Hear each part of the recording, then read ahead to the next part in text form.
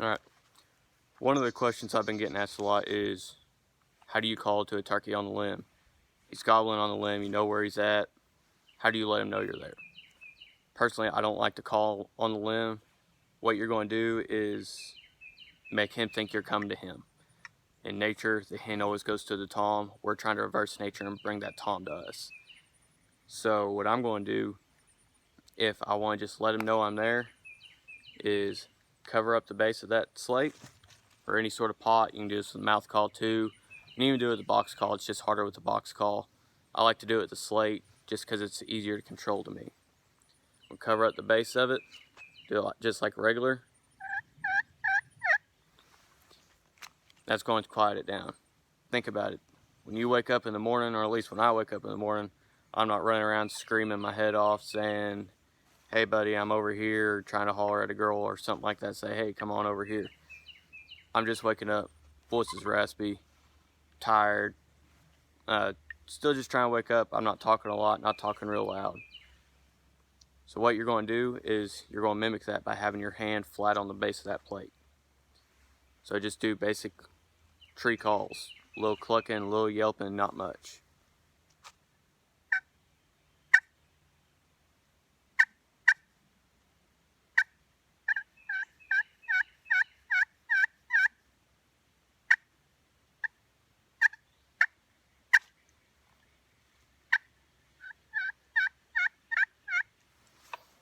Now, that gobbler answers back, especially mainly if he cuts you off.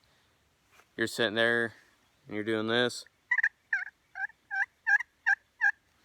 He fires up, cuts you off in the middle of it. Best thing you can do, take that call, set it down beside you. Or what I know a lot of people do, or tell people to do, it's kind of a joking thing, but take this call, throw it off in the woods. Throw it 10 foot away and hope you can find it later.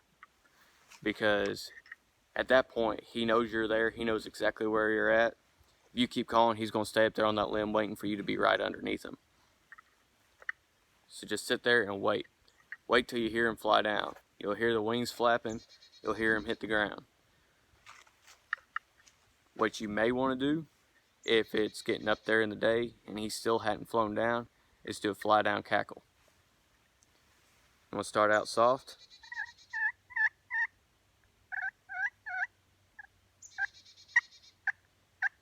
Slowly get a little more aggressive.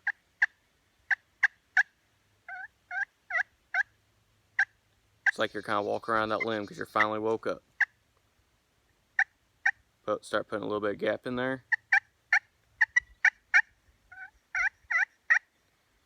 And cluck a little bit. And when they fly off the limb, they make a cackle.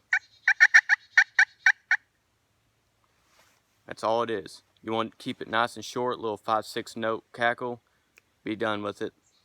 You can take your hat, wave your hat in the air.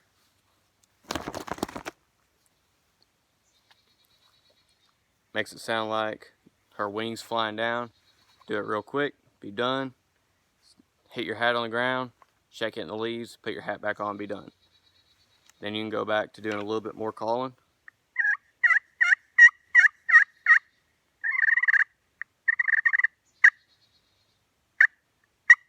If he cuts you off when you're doing that, shut up. Don't say another word until he hits that ground. He's on the ground, then you can get a little more aggressive with him.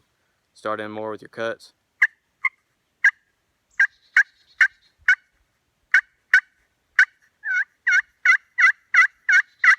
Cuts, yelps, do a little purring. Let him know you're on the ground, you're ready to go, and you're very possibly about to leave if he doesn't get down on the ground and get down there with you. And you're going to leave him behind. That way, once he's on the ground, he's going to start heading towards you. That's going to be about the best thing you can do, is not call much at all. If you call on the limb, let it be nice and still, real calm. Make sure you're doing it real low pitched. He cuts you off or he's answering to you, just shut up. Don't say another word because it's going to make him stay on the limb longer. And that's going to be about the best you can do. That's about all I can tell you. You can do the same thing with the mouth call. Cover your mouth up. It's going to dampen the sound. Try and keep your mouth shut. Put real light air pressure over it. use a very mild call, not necessarily a real raspy call when they're on the tree. And that actually, a mouth call is a lot easier to do a fly down cackle with, in my opinion. I'll show you one real quick.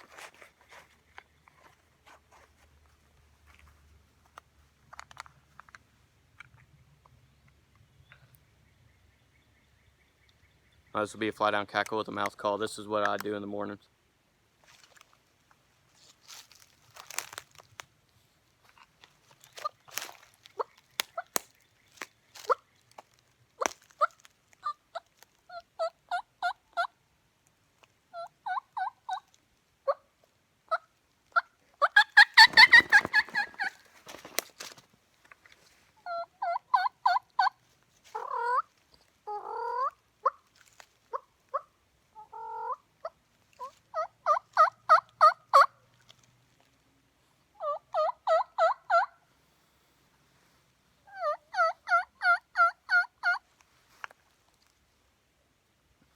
And what you're doing is you're telling that gobbler, hey, I'm down here, I'm feeding, and I'm leaving.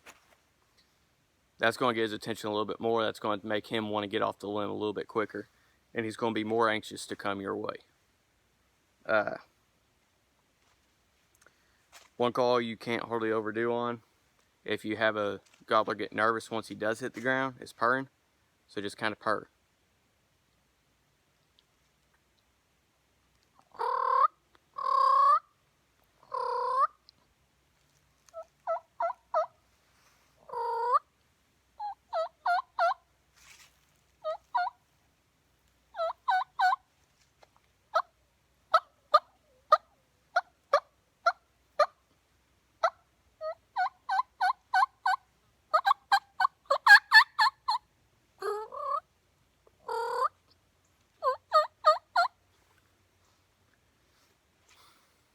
Hopefully these tricks will help you get that old long beard and long spur on the ground.